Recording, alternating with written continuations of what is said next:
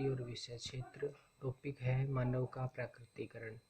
जब मनुष्य को प्रकृति के अनुसार डाल दिया जाता है, अर्थात मनुष्य में प्रकृति के अनुसार परिवर्तन किया जाता है, तो उस प्रक्रिया को मानव का प्राकृतिकरण कहा जाता है। जैसा कि निश्चयवादी विचारकों ने बताया कि प्रकृति मनुष्य को नियंत्रित करती है, और उन्होंने यह भी कहा कि मनुष्य प्रकृति का शिशु है और प्रकृति उसकी माता है। अर्थात मनुष्य जब तक जीवित रहता है वह प्रकृति से भोजन, वस्त्र, मकान प्राप्त करता रहता है। इसलिए मानव का प्राकृतिकरण माना जाता है, अर्थात मनुष्य को प्रकृति के अनुसार रहने के लिए मजबूर किया जाता है। जैसे हम जानते हैं कि रबी, खरीफ और जायद की फसलों के लिए और प्रत्येक फसल के लिए अलग प्रकार की मिट्टी उपयुक्त होती है और उसमें उसे फसल का उत्पादन अधिक होता है। अगली परिभाषा है विडाल डे ला ब्लास के अनुसार। ये फ्रांस के भूगोल शास्त्री थे और इनके अनुसार मानव भूगोल एक नया विचार देता है, जिसमें पृथ्वी को नियंत्रित करने वाले भौतिक नियमों और पृथ्वी पर निवास करने वाले जीवों के परस्पर संबंधों का अधिक संश्लेषित ज्ञान शामिल होता है। अर्थात पृथ्वी को नियंत्रित करने वाले जो कारक हैं, जैसे निश्चित समय के पश्चात ऋतुओं का बदलना और रबी और खरीफ और जायद की फसलों के लिए समय का निर्धारण होना, ये सब पृथ्वी पर रहने वाले मनुष्य को प्रभावित करते हैं और वो जीव उससे अपना भोजन प्राप्त करते हैं। अगली परिभाषा है डिकेन्स व पिट्स के अनुसार। मानव भूगोल में मानव और उसके कार्यों को शामिल किया जाता है। मनुष्य द्वारा किए जाने वाले कार्य कृषि, पशुपालन, मछली पालन, मुर्गी पालन, खाने खोदना, लकड़ियाँ काटना आदि कार्य होते हैं जिनसे मनुष्य अपना जीविका उपार्जन करता है। मानव भूगोल की प्रकृति। मानव भूगोल की प्रकृति को परिवर्तनशील माना गया है, अर्थात प्राचीन समय में मनुष्य और प्रकृति के संबंध अलग थे, मध्यम काल में मनुष्य और प्रकृति के संबंध अलग हो गए और वर्तमान में मनुष्य और प्रकृति के जो संबंध हैं उनमें एक नयापन दिखाई देता है। वर्तमान में मनुष्य के जो क्रियाकलाप हैं उनमें आर्थिक, सामाजिक, सांस्कृतिक और वातावरण में भी परिवर्तन आया हुआ है। आर्थिक क्रियाकलाप वे सभी क्रियाकलाप होते हैं जिनसे मनुष्य को पैसे की प्राप्ति होती है। मनुष्य अपने समूह के द्वारा समाज का निर्माण करता है और संस्कृति में खान पान, रहन सहन, रीति रिवाज, तौर तरीके, धर्म आदि को शामिल किया जाता है। अगला टॉपिक है मानव भूगोल के उपक्षेत्र। ये उपक्षेत्र 5 हैं। सबसे पहले है संसाधन भूगोल। भूगोल की वह शाखा जिसमें विभिन्न प्रकार के संसाधनों का अध्ययन किया जाता है। संसाधन वे सभी मूलभूत तत्व होते हैं जो हमारी आवश्यकताओं की पूर्ति करते हैं, जैसे कृषि संसाधन, भूमि संसाधन, वन संसाधन, खनिज संसाधन और जल संसाधन। इन्हीं पर मनुष्य का पूरा जीवन टिका होता है। अगला है कृषि भूगोल। कृषि भूगोल में विभिन्न प्रकार की कृषि का अध्ययन किया जाता है, जैसे भूमध्य सागरीय कृषि, मिश्रित कृषि, डेयरी कृषि, बागवानी कृषि। इस प्रकार की कृषि अलग अलग क्षेत्रों में विस्तृत पैमाने पर की जाती हैं और अलग अलग रबी, खरीफ और जायद की फसलों के अनुसार जो कृषि का प्रारूप है उसको अपनाते हुए कृषि की जाती है।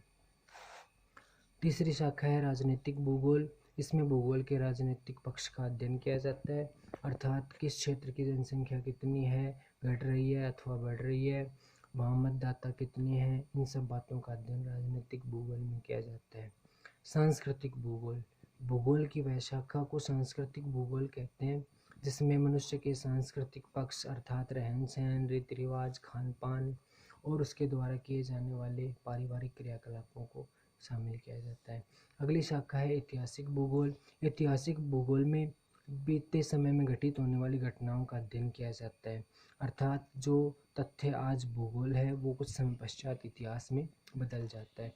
प्राचीन सभ्यताओं के प्रमुख केंद्र हैं हड़प्पा है, मोहनजोदड़ो है, मिस्र की सभ्यता है, मेसोपोटामिया की सभ्यता है, चीन की सभ्यता है। ये सब सभ्यताएं समय के अनुसार समाप्त हो गई। जब इन सभ्यताओं के विकसित होने का समय था उस समय ये सभ्यताएं काफ़ी फली फूली थी, कृषि पशुपालन का अच्छा विकास हुआ था और जो है बहुत सारी चीज़ें अब खुदाई के समय में प्राप्त हुई हैं जो इन सभ्यताओं के विकसित होने के बारे में हमें बताती है। हड़प्पा सभ्यता एक सिंधु नदी की घाटी में विकसित हुई सभ्यता थी जो कि नगरीय सभ्यता मानी जाती है। मानव भूगोल का विषय क्षेत्र। मानव भूगोल का विषय क्षेत्र अति व्यापक है। इसमें विभिन्न प्रकार की प्रजातियों का विकास, उनका रहन सहन, उनके रीति रिवाज, उनके सामाजिक, आर्थिक और पर्यावरणीय क्रियाकलापों का अध्ययन किया जाता है। अर्थात कौन सी प्रजाति का विकास किस प्रकार हुआ, वो अपने खाद्यान्न कहाँ से प्राप्त करते हैं, किस प्रकार के घरों में रहते हैं, वहाँ किस प्रकार की मिट्टी पाई जाती है, किस प्रकार के वन पाए जाते हैं, वहाँ कौन कौन से संसाधन प्राप्त होते हैं, इन सब बातों का जो है भूगोल के विशेष क्षेत्र में अध्ययन करके मानव के विकास को आगे बढ़ाने में योगदान दिया जाता है। अगला टॉपिक है आधुनिक काल में मानव भूगोल का विकास। आधुनिक काल की शुरुआत जर्मन भूगोल शास्त्री humboldt, रिटर, फ्रोबेल, रिस्टोफेन, रेडज़ेल द्वारा की गई। इन्होंने अनेक भौगोलिक ग्रंथ लिखे। इसके बाद अमेरिका और ब्रिटेन में भी भूगोल का विकास तेजी से हुआ और 1930 का समय आते आते भूगोल का विभाजन हो गया तथा सांस्कृतिक और आर्थिक भूगोल नाम की दो शाखाएं बन गई।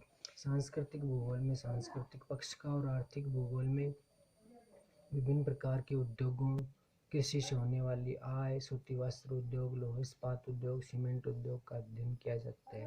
इसके बाद है 1970 के दशक की विचारधाराएं। सबसे पहले है मानवतावादी विचारधारा। भूगोल की वह विचारधारा जिसका संबंध लोगों के सामाजिक कल्याण के विभिन्न पक्षों से होता है, जैसे किसी देश की संपूर्ण जनसंख्या को आवास उपलब्ध हो रहा है या नहीं, वहाँ का स्वास्थ्य कैसा है, वहाँ अस्पतालों की स्थिति कैसी है, संक्रामक बीमारियों के विरुद्ध टीकाकरण हो रहा है या नहीं हो रहा, तथा वहाँ शिक्षा का स्तर कैसा है। इसे मानवतावादी या दूसरा नाम इसका कल्याणपरक विचारधारा भी है। दूसरी विचारधारा है आमूलवादी विचारधारा।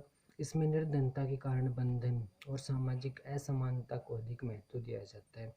अर्थात कुछ क्षेत्रों में आज भी निर्धन लोगों को बंधुआ मजदूर की तरह रखकर उनके साथ अमानवीय व्यवहार किया जाता है। इसे निर्धनता के कारण बंधन कहा जाता है और उससे समाज में जो असमानता उत्पन्न होती है उसी को दूर करने के लिए आमूलवादी विचारधारा का सहारा लिया जाता है। तीसरी है व्यवहारवादी विचारधारा, जिसमें मानव जाति, उनकी प्रजातियों, उनके द्वारा अपनाए गए धर्म और उनके सामाजिक वर्गों के विकास पर बल दिया जाता है। अर्थात चाहे किसी वर्ग की आर्थिक स्थिति कैसी भी हो, उन सभी का विकास किया जाए, समय पर उन्हें मूलभूत सुविधाएं उपलब्ध करवाई जाए।